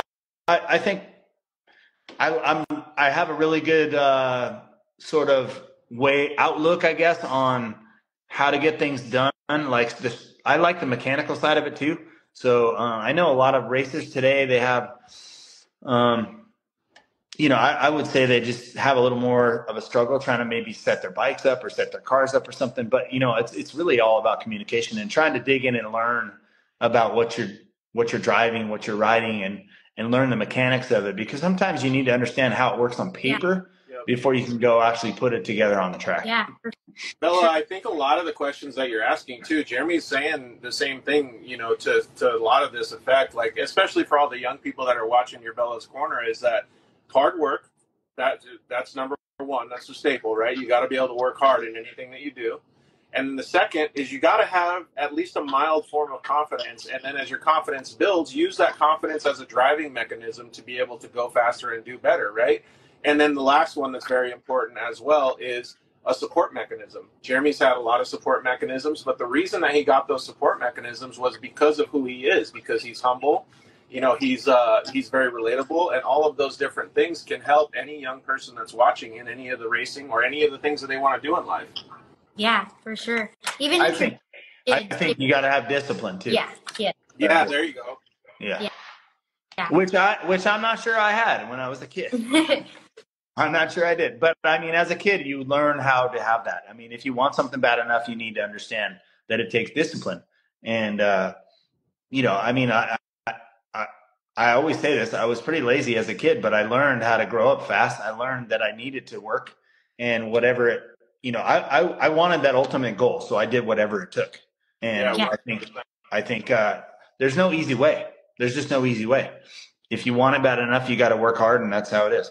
Yeah. Jeremy, you'll make somebody's day. Can you please say hi, Kelvin from Brazil? What's up, Kelvin? How you doing? I like Brazil. I went over to Brazil and shot 2 weeks. I was over there for 2 weeks shooting Steel Roots, one of my Steel Roots movies. I have a lot of friends over in Brazil. It's awesome. What you got next, Bella? Well, next, this is a question I've been wanting to ask for a while, but when will we see you competing in the PGA Tour for golf? Whoa! Whoa! Oh, man. Well, I guess at this point it might be the senior tour, right? I really love golf, so that's what Bella's talking about. I wish I would have started when I was like 5 years old, because then maybe the potential of something like that happening could happen. But I don't know. I've never really competed in golf, which is pretty funny. But I've been working on my game lately. Been working on it quite a lot. I just went over to the Kingdom at TaylorMade and got some got a new club fit, and so I don't know. I'm just super into it. Summer's coming. Excited about golf. I really like watching. This weekend's a major, so I'm excited about that. I don't know. You won't see me on PGA, but we'll be on the golf course. Okay. Hey, did you know that Bella's brother and Chase Carr, who are all on the show tonight, they are avid golf fans? All right. Well, then that sounds like we need to all get together and play some golf. Oh, Chase and Cruz would absolutely love that. And Rowan loves golf. I know. Rowan's got to teach me. Yeah. No, it's a great game. You can have a lot of business meetings on the golf course. Sure. Trust me. Rowan's pretty skilled at everything she does, though. I think she's just coordinated, and like anything she really does, I'm like, okay, well, she's got it down. She must have got her dad's genes, see? Kind of bringing in Rowan and Bergen, but what has been your favorite thing watching them succeed in? Proudest dad moment so far? I don't know. I think my kids are pretty good. Obviously I'm biased, but they don't cause too much trouble. It's been interesting for me. I've always wanted to be a dad, and then just trying to teach those life lessons and stuff like that. It's, I think one thing we always try to pound in their head is like, you have to be, you have to work for it. You have to be disciplined. Nothing's going to come easy. Although it's been pretty easy for them up to this point, but Rowan's going to college soon, so she's going to have to really grow up on this one. But yeah, we enjoy racing together. I love watching them play sports and do what they do. Yeah. But we love our off-roading time. So it's been fun. I mean, being a dad is better than I ever imagined, and it's pretty cool. Yeah, that's super cool. Well, I'd say I pretty much asked you everything I really, really was excited to. So well, I appreciate you guys. I appreciate you guys letting me come on. It's always fun to catch up. Yeah. No, definitely. I know one thing we are doing right now is we're working on some KRX. I got my friend Jim Anderson involved, and we're trying to really come up with a good Kawasaki shock setting. Shock forks. No, shock. Yeah, shocks. Yeah, forks are dirt bikes. But anyway, we've when Rowan and I raced Johnson Valley for King of the Hammers in the desert race. I rode co-driver, right? So the ruts were deep. The car was a little soft. It was at its, heaviest point, right? Because it's full of fuel and all the spare stuff on it. And so I realized that we need to really work some things out with the suspension. So I'm working on doing that right now, and then we're hoping to hit some races maybe this summer. Yeah, for sure. Yeah, you guys should really try to head out to Vegas to Reno. I think that'd be super cool. Yeah. Chris from Maxis, we've been talking about it a lot, and logistically basically for us, we don't really have a team or anything. It's just me and my friends that work on the cars. And I think between Maxis though and Kawasaki, we might be able to, and you guys maybe, Bill, Yeah, we could come up with like a pit crew strategy to get to the race. You know, I mean, have you done that race, Bella? Yes, I have. It's a long race, right? Oh, it's gnarly. It's a long race. It's a long race when you chase the race on the street. It's got to be a long off-road race. At least a 12-hour day on a good day. So it's a lot of effort, but for sure, I think me and Rowan got to do something here soon. So yeah, I think so. I think you guys do. And then, hey, at the end of the day, you end up in Reno. You're a long ways away from home. Yeah. Jeez. 500 miles later. Jeremy, if you guys are interested in doing that with the fam, we'd love to help out too. Yeah, no, I need, first and foremost, like I said, I'm working on the suspension and working on the car. So we're trying to get something that we could even think about racing for that. You know what I mean? So as you know, if we go to race, we want to compete at the front. So we got to get the car set up for that. And we've done some races, some DP4 races and some other races and stuff. We did the California 300. We did the UTV World Championships. We did some fun races, but Vegas to Reno is a whole nother animal. So we just need to be ready for it. Yeah. Hey, Jeremy, don't look over your left shoulder. I know. Hi, Rowan. Hi. It's definitely a challenge, but I would love to see you guys out there, and even being a team out there would be super cool. So I know that would be. I'm super down. All right. Well, sounds like we need to have a meeting. Yeah, for sure.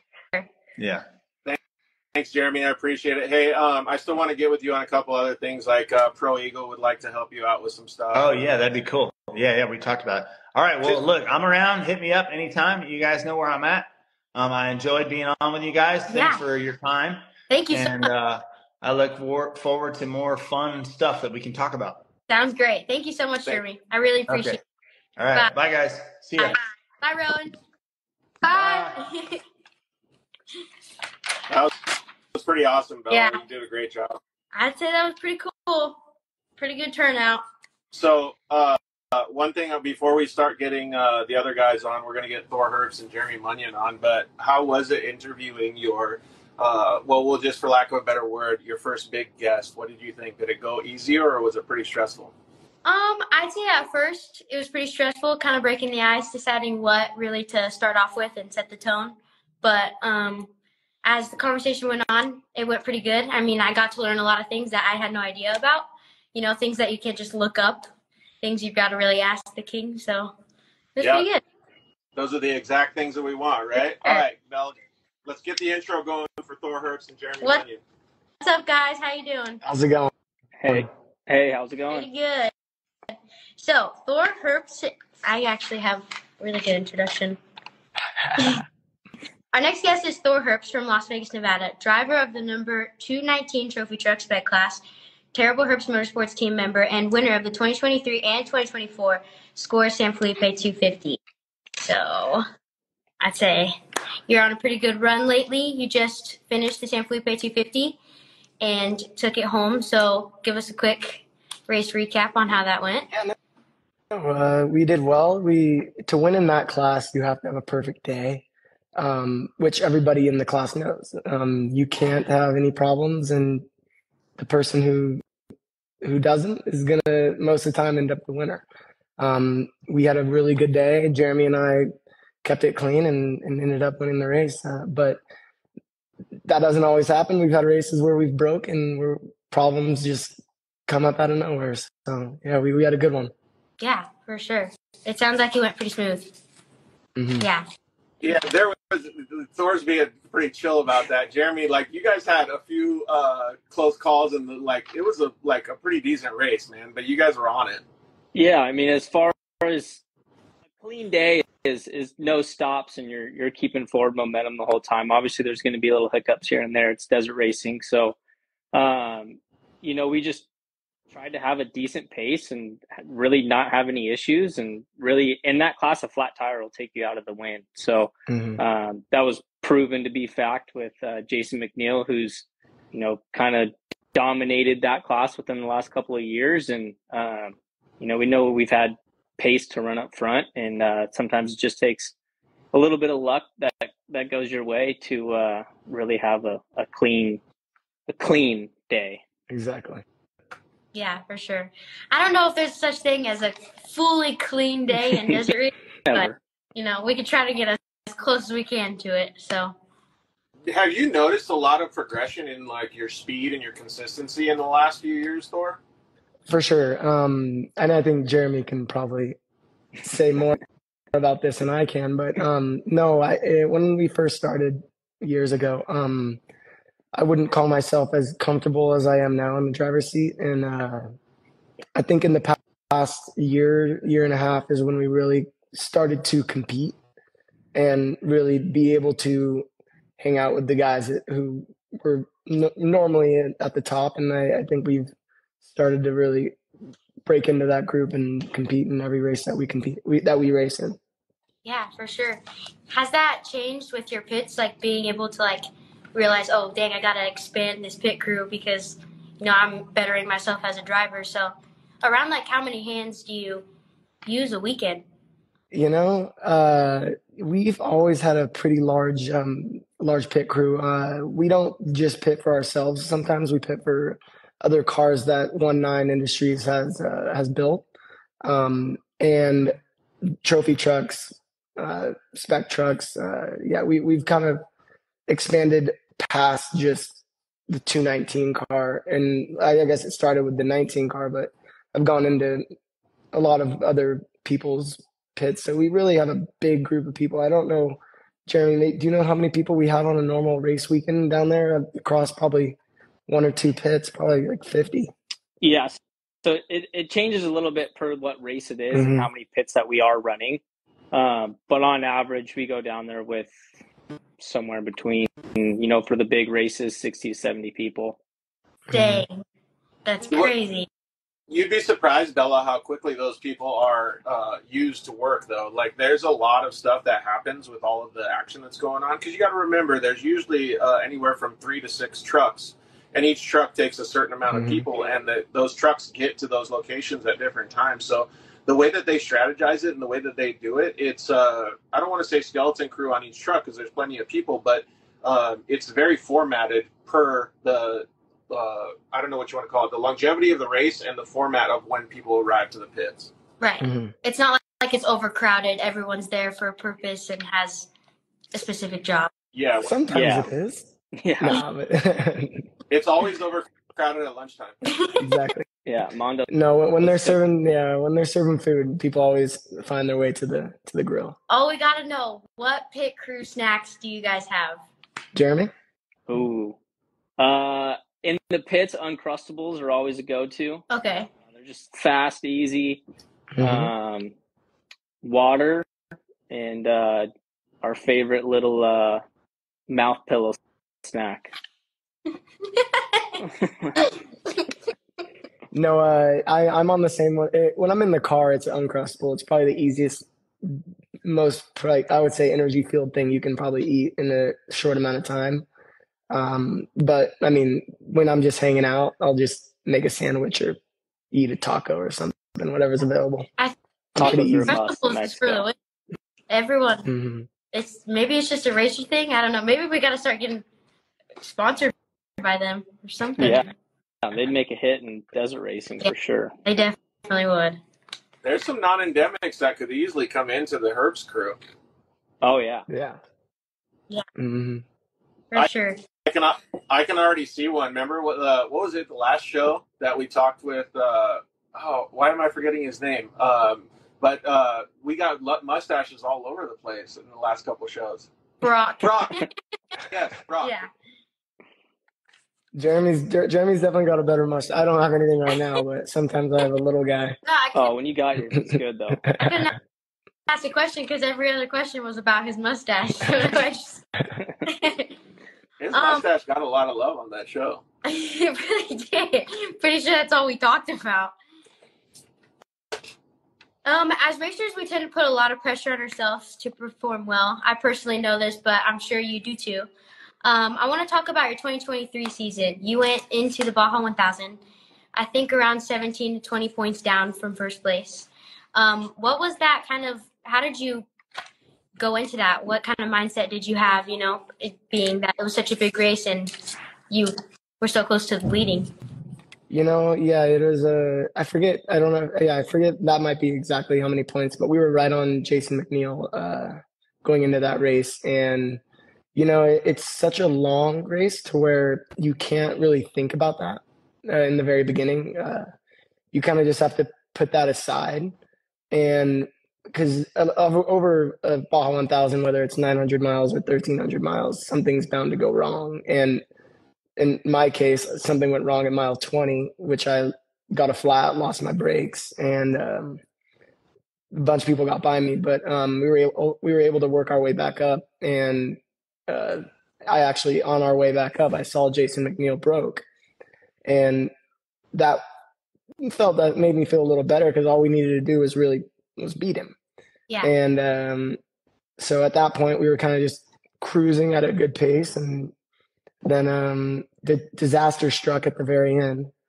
But yeah, no, it was you can't really think about that stuff in the long race. I know you do, but you kind of have to put it to the side, and whatever happens, and you just gotta trust that how you drive and how everybody else prepared is gonna get you to where you need to be. Yeah.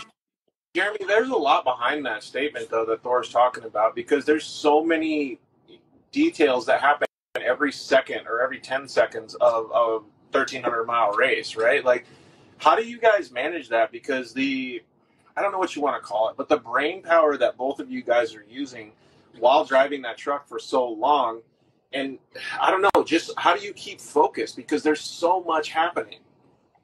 Well, kind of like what Thor was saying, like results, you don't want to necessarily wait for things to come to you, especially in a race like that where it's so long. People can get away from you. And, ultimately, like we talked about when we had kind of just a flawless day at San Felipe, like even at a Baja 1000, like it almost takes something like that to have success, especially in such a competitive class.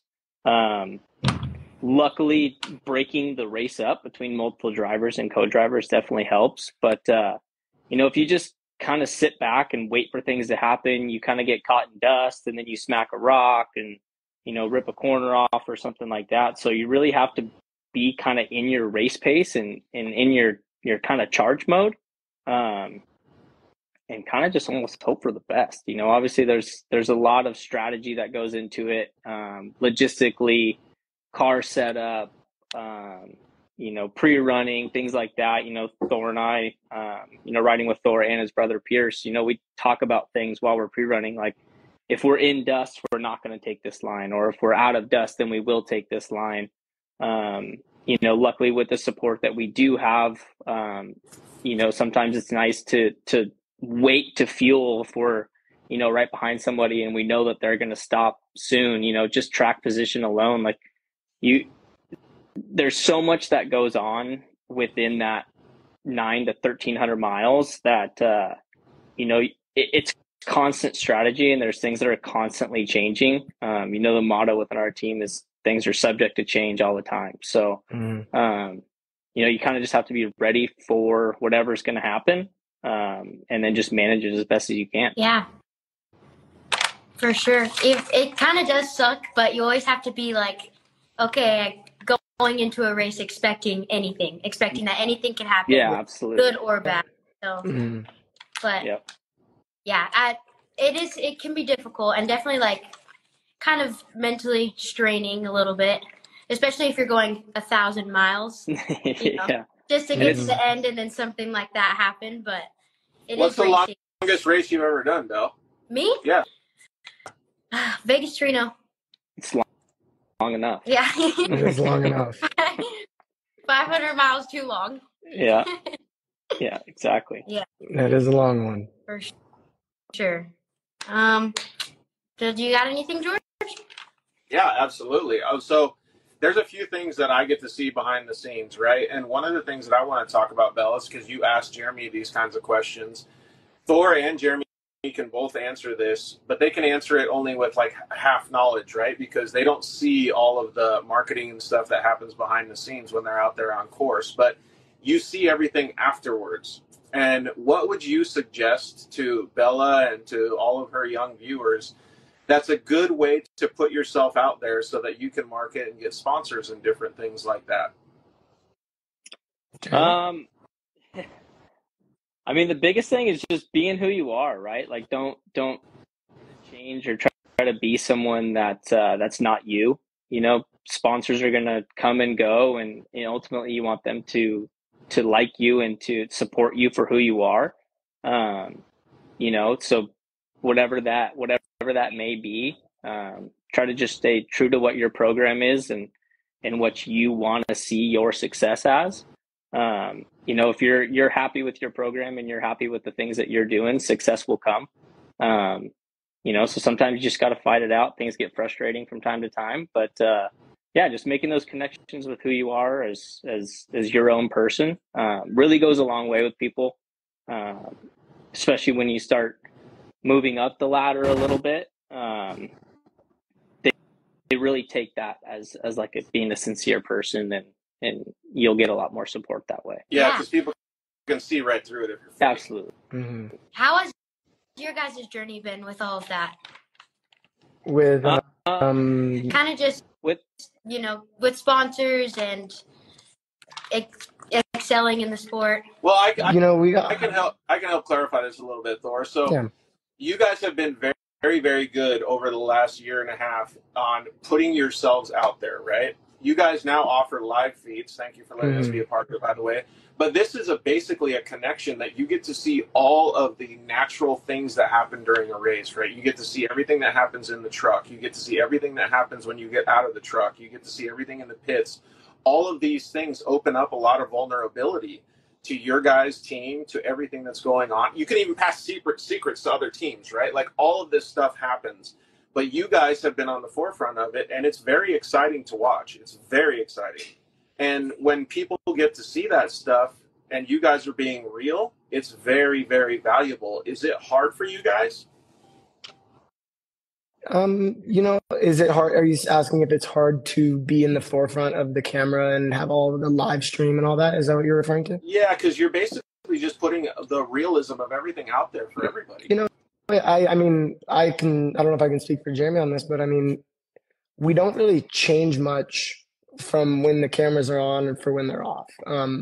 Everybody's pretty, I would say, like natural and comfortable when everything's on. Because I mean, at the end of the day, it's everybody who we all hang out 24/7 when we're down there, and I mean, you really can't change that when you're going during a race or the pits are on or something else is going like that. But I mean, it is cool being at the forefront of the live stream and everybody seeing what we're able to do and what we do down there. And I think it's a really exciting part of a future of our sport. Yeah. Being able to show everyone else the perspective that they can't see that you do. Mm-hmm. Yeah. We're not going to change how we race really just because there's a camera that's there, you know. Desert racing is an aggressive sport, just like really any other type of racing. You know, there's bumping, there's nerfing, there's, you know, things that happen. So, you know, through the good and the bad, you just try to stay true to who you are, and cameras will show the good and the bad. So. Yes, it will. Yeah. And Bella, Jeremy said basically the same thing too. Like, all of this stuff that happens with social media and all of the young viewers that you have in your audience, like, it's just about being you as much as you possibly can. And people will gravitate to that. For sure. And you earn lots and lots of respect from being real and yourself and honest. So, yeah, definitely. Yeah. Staying tight with those people that were there with you through the beginning too goes a long way. You know, bringing those people up with you through your successes, you know, earns a lot of respect through that too. Yeah, for sure. Very good point. Have you had the same pit crew, or has it like fluctuated a lot? Or you know, people have come and go, but I mean, there's like, even when I was a kid coming down to the races, watching my dad, there's been a lot of the same people there that were there way back then. But like with life and anything, people come and go, and everybody we've had and everybody that is currently there is amazing, and the volunteers that we get are incredible, and everybody who works at 19 and Taylor Herbst Motorsports is an absolute greatest people in the world, and we couldn't be more grateful to have them all. Yeah, that's super cool that you guys have a really great support system. Hey, so I got a question that I want to ask both of them. Jeremy, you go first. What if you could race anything, like monster truck, speedboat, IndyCar, F, whatever? What would you pick? Like, if you can get in any car tomorrow, what are you doing? Oh man, shoot, I don't have much of like a road racing background. All my stuff comes from the dirt, but I would love to get in like an Indy car or an F1 car or something like that. Just, you know, I'm a fan of that side. Don't know how much success I would have, but it would be a ball to go try that out. What about you, Thor? You know, I think that'd be pretty fun as well, getting in a rocket ship of an F1 car. But I think it'd be pretty funny to hop in a NASCAR and give my cousin a little bump. Yeah. That would be pretty cool. I always think it's funny because, like, I've always been a big, like, after seeing Top of Duke just sending those monster trucks, like, I've always been like, does that hurt your back? Like, I want to try it and see if you could, like, because doesn't that feel like it would be too much air to just, like, launch those things? It's sick. Yeah, those things are so wild. Suspension seats and everything that they have in there, too. Like, I don't even know how you can see out of them. Thor, have you seen them when they do, like, the backflips and all that? Yeah.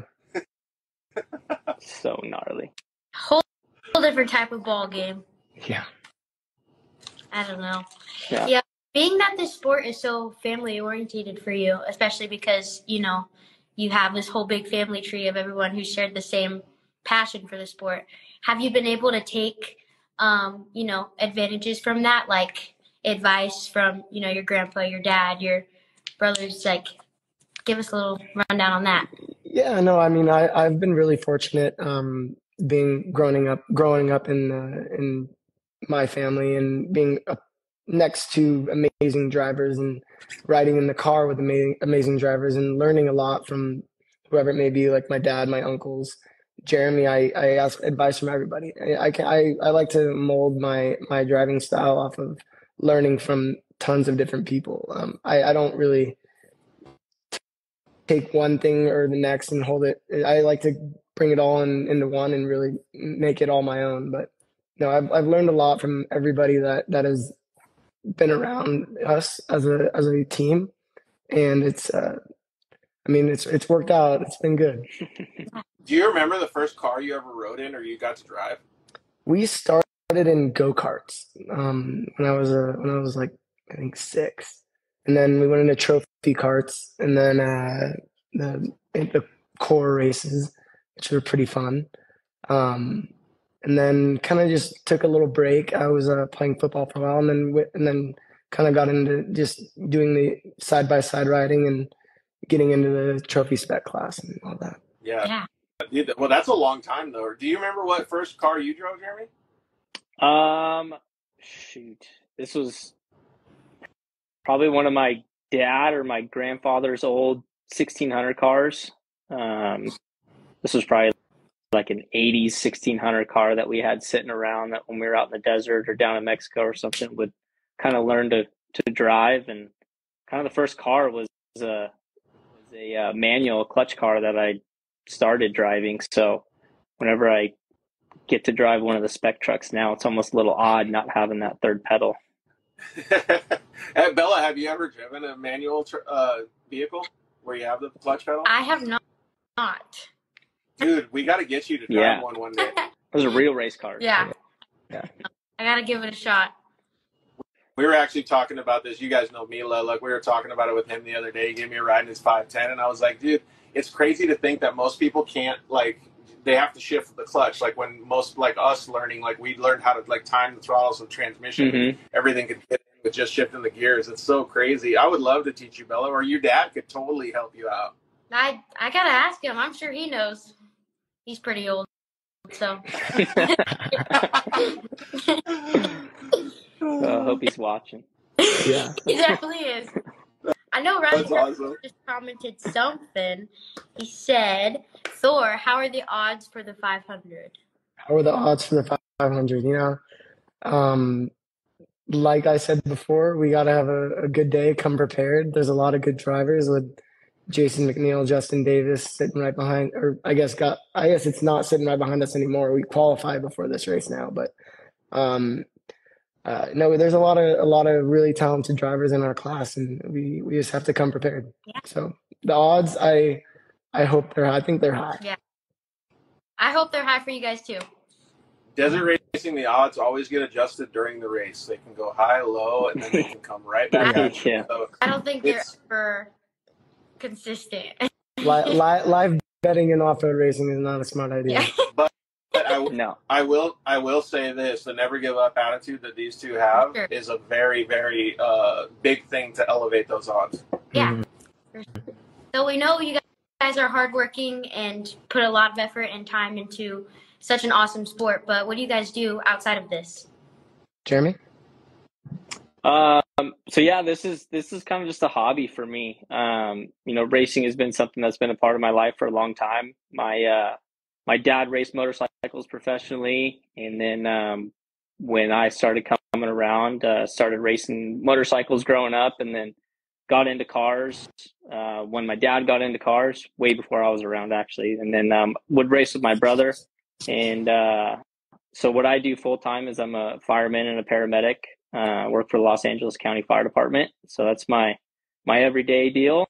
And yeah, just I'm fortunate enough to get to race with Terrible Herbst Motorsports and ride around in a 1.9 Industries race truck. So super grateful for the Herbst family. Yeah, that's pretty cool. Yeah, so racing is a great hobby of mine as well. Grew up being a part of it, love it. It's being at these races are the most fun you can have. But I am currently, I would say, in the project management role in our development group at Terribles, and we kind of, do a little bit of everything, but that's kind of sums it up. But I do whatever I'm asked, but I'm more in the project management role right now.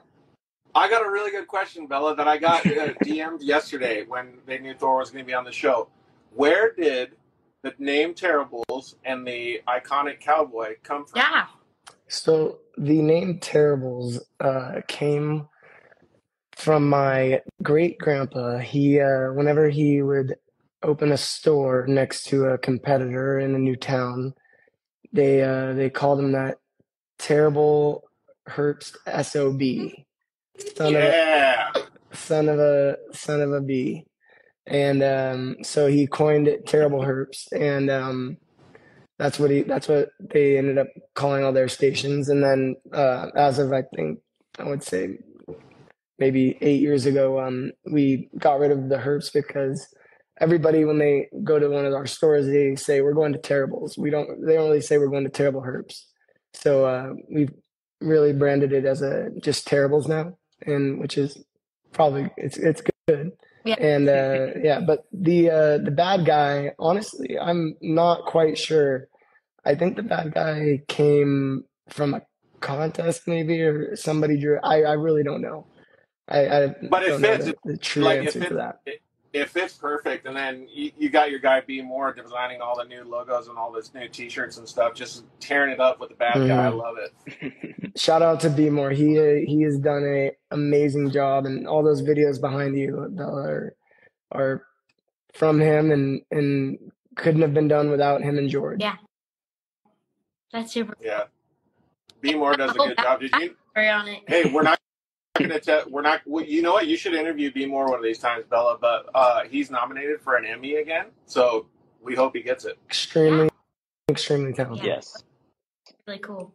Mm-hmm. I was always wondering why it was called Terribles. Yep. Because we would always go to the works races or Best in Desert or the Mid 400. It's all around Nevada, everywhere. We would stop and. Yeah, but it's like the exact opposite though, because you go in there to get all kinds of delicious stuff like granola bars and sodas and whatever you want, and you come out and you feel exactly opposite of terrible. Oh, God.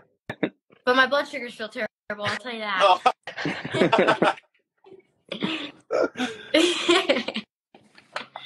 Well, I do kind of want to talk about what you've accomplished, outside of racing. I know that you went to college in San Diego.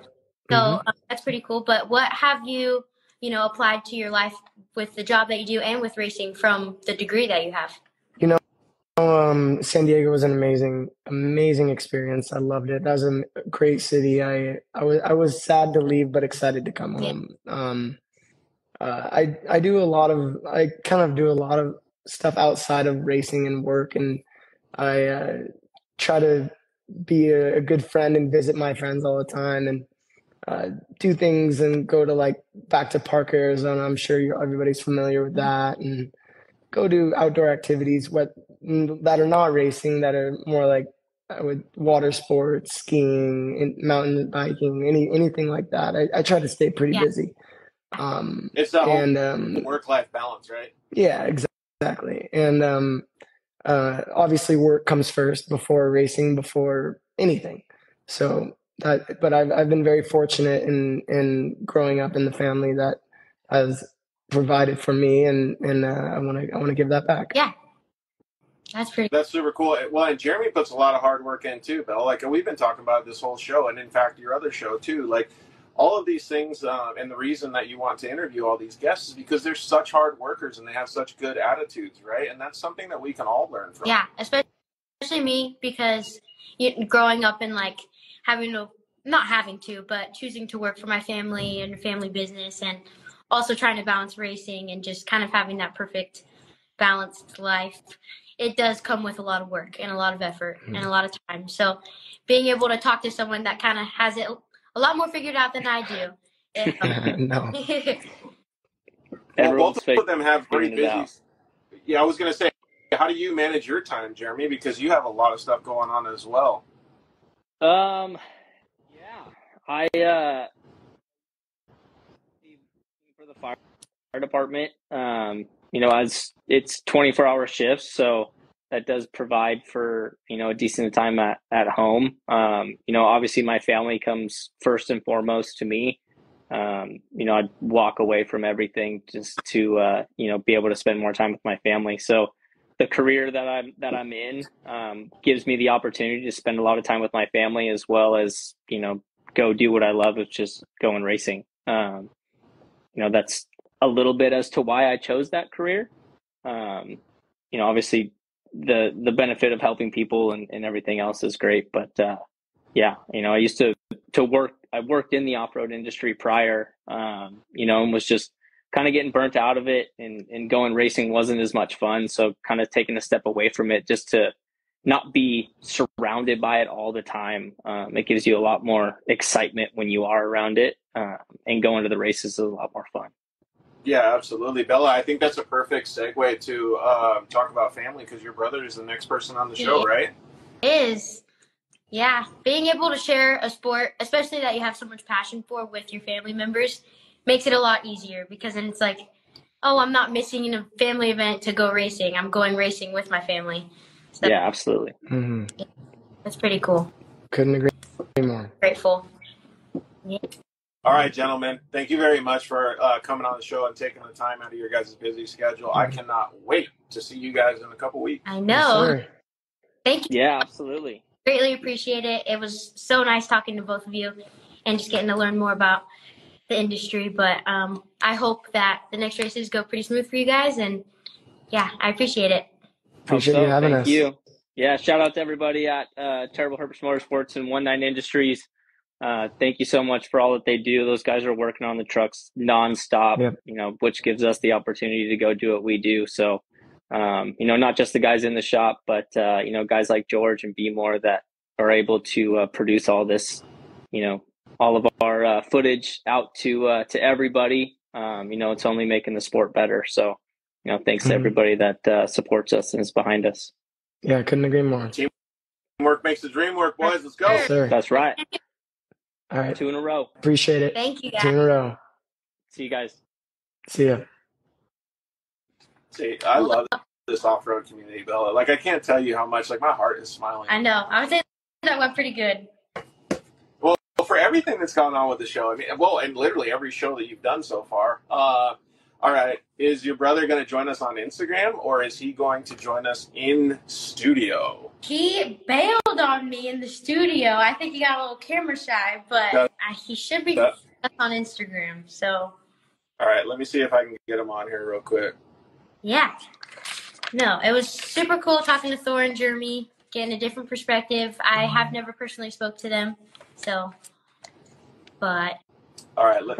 Let's see if we can get this young legend, Cruz Burchard, on. Got the camera, but we don't got him. I was putting the cat away. Cat was busy. So, Cruz Burchard is 15 years old. He's from Banning, California. He's been racing side by side since the young age of 7. Cruz has worked his way through the youth classes, intermediate classes, and is now competing at a pro level in both short course and desert racing. So, Cruz has got a lot of championships under his belt and a lot of wins in general, but we're kind of here to just talk about his. Well, hold on. What's up, Cruz? Sorry, I'm struggling here. Did that feel kind of weird? Having problems. Your brother like that? It was. All right, there we go. I like it. He's rapping you, George. I know. I wear this hat every day. Oh, Dude, This is my hat. Chase had his on too. He's trying to copy your style. I saw that. He's always trying to copy my style. I don't know why. Yeah. Thank you for repping, dude. It's awesome. Yeah, well, it is a little odd having Cruz on here, but I'm glad that you could set apart some time from your busy schedule.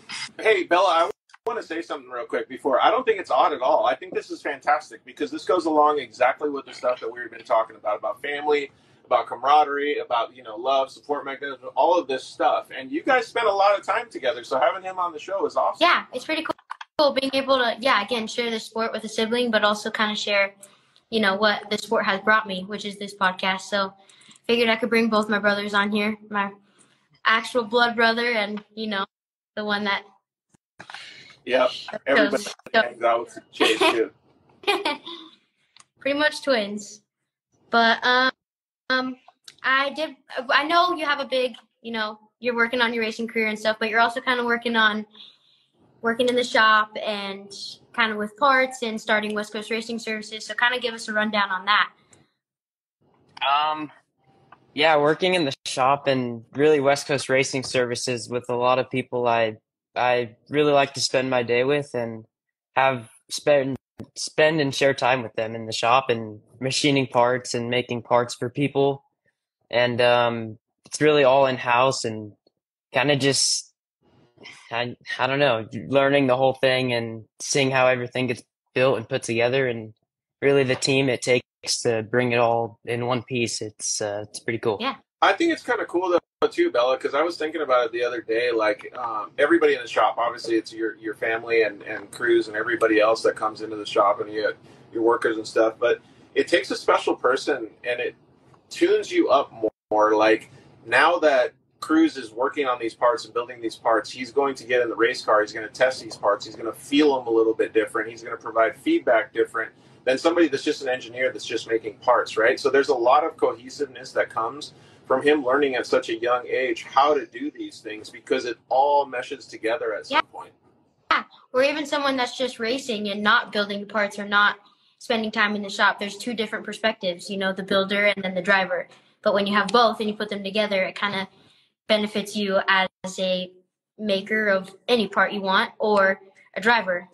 Jeremy McGrath said that earlier. He said that so a lot of these guys don't know how to feel or work on the bikes, right? Like that's what Cruz is learning right now. It's amazing. Yeah.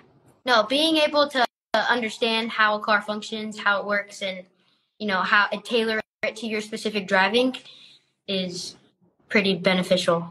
Especially. Is that hard for you, Cruz, or is it easy to like kind of understand all that stuff? Honestly, I struggled bad with. I'd honestly just say, yeah, I know what I'm talking about, and I had no clue what I'm talking about. And then I'll go on Google and research it 5 minutes later. But definitely a lot of people's help in telling me what and what not to know and what to do. And that's really helped me progress and how I feel my car and how I really look at everything and how I, every time I go onto the track, I think, okay, is this on? Is this on? I run every bolt in my head and I really it's definitely helped in many ways. Are you a good listener? You like asking questions? Because I feel like those are the things that you're going to gain the most from now. Uh, I don't know if I'd say I'm a good listener, but I listen behind the door, I guess you could say. I don't know if that's the phrase, but I secretly listen, yeah. Yeah, I know what you mean, because sometimes it takes a little different processing method, right? Like you ask the question and you're like, I don't know. And then it takes you a couple hours and you're like, well, maybe it did make a little bit of sense. I honestly do that a lot too, because, you think you know, but maybe you didn't. And then you second guess yourself. But I think that the fact that you have an open mind and open perspective is what will get you further.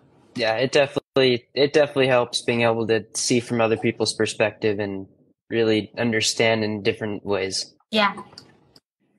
I kind of want to talk about, we all know Richard. Richard is our mechanic, but Richard is not only your mechanic, he's your friend, first of all, and also your co-driver. So having someone fulfill all of those roles, especially in one program, your one racing program, that's pretty cool to see. Explain that kind of friendship you got going on. Yeah, so I pretty much see Richard every single day of my life, even on the weekends, pretty much. So he's pretty much family to me now, and it's pretty cool to be able to see him every day and even get to race with him every time and talking to him and seeing how many things I can learn because of even his past background. He's been sent off with hundreds of teams, I'm sure, and the knowledge he has and what I'm really happy that he can share with me is it's a very good thing, and I'm very thankful for it. You see him like more than you see your sister and your mom and dad? Honestly, I do. Probably. I probably do, honestly. No, he definitely does. Yeah. But no, that is pretty cool. We are definitely very lucky. I would say a lot of people have kind of like not a lot of people, but some people have flowed in and out of our pit crew, but to have like a pretty good solid lineup now, especially like moving forward because things are getting more serious for you. And having those people here too it's usually the consistent lineup of all the people that we know and we can count on being there, and it's thankful for those people. Yeah, for sure. I want to give you the option to talk about your future in the racing, but if you want to give us a sneak peek, you can. If not, that's cool, but tell us what you got going on. Yeah, so we do have some big things coming up. I do want to say it, but I don't really know, honestly. I'm not fully, I am familiar with the situation and what is happening, but I don't think me or the team are ready to, I guess, fully announce it as in what we are coming up, and it'll be soon for sure. Within the next 6 to 7 months, it will be a for sure thing. Dang it. But I will say he did join the live a little bit ago. So if you get bored, you can scroll through and try to find him. Big things. For sure. Well, we're glad to hear it. George, you got anything? No, I just think it's so cool that you guys are doing this and you guys are expanding things. Like Bella, you're doing such a great job, and inviting your brother on is super cool. We know that Cruz is a little bit camera shy, but he's been opening up a lot, and I think it's been pretty awesome to be able to see him expand on it, especially with maybe some of these future plans that we don't know what they are. I'm sure some people do. Hey, Cruz, I was going to ask you though, what do you do when you're not at the shop? I know you spend a lot of time there, but obviously, the whole golf thing came up with Jeremy McGrath. That's that whole work-life balance that we were just talking about with Thor. What else do you guys do? Yeah, so other than me going to the shop pretty much every day, I don't really golf that much, honestly, believe it or not. But when I do, it's definitely a fun time. I feel like the first 1 to 2 holes aren't very. They're golfy, but they're not golfing. The last 9, 10, however many we decide to do are mainly golf cart driving. But other than that, it's riding around, I guess, and really going to the race shop.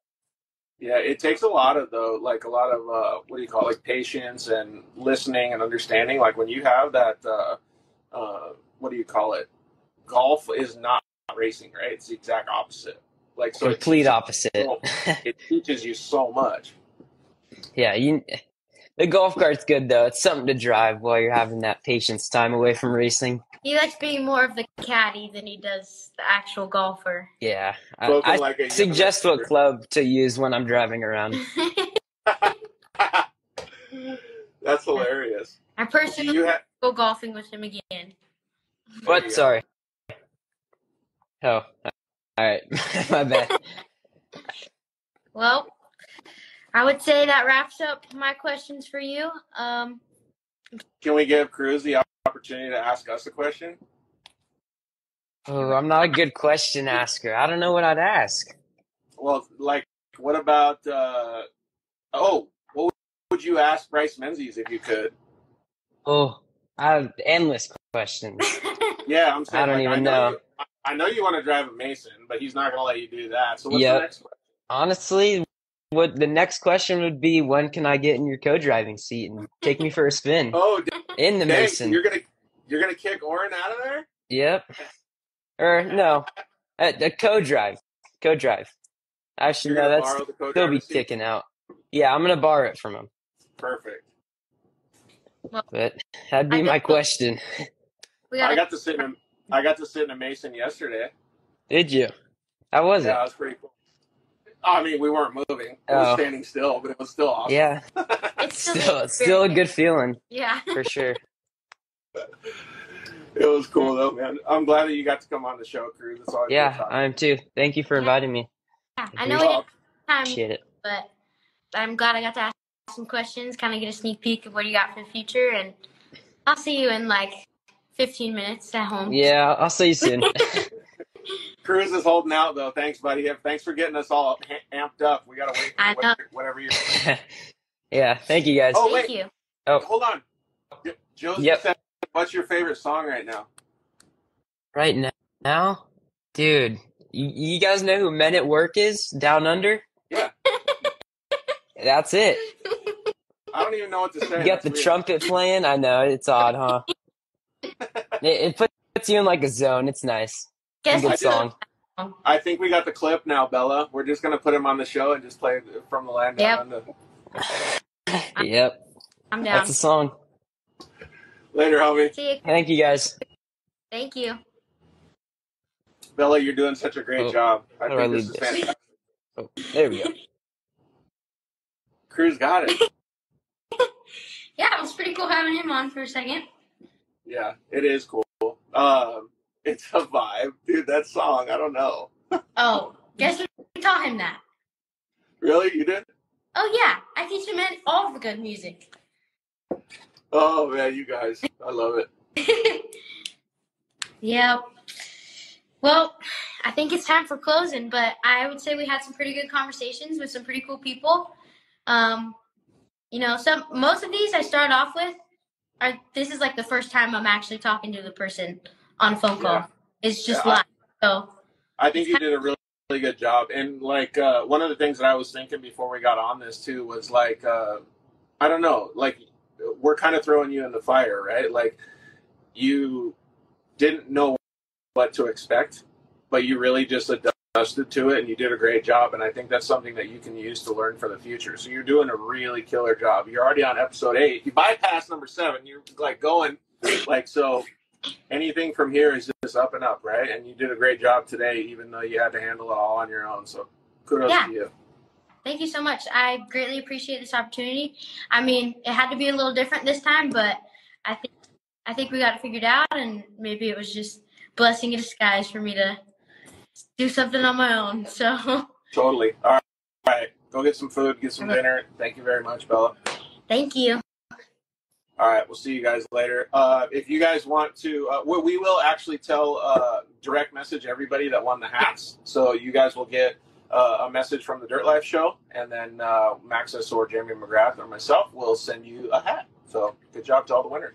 Thank you guys for watching. I hope you guys were entertained as I am, but we will be back for episode number 9. So I'll see you guys soon.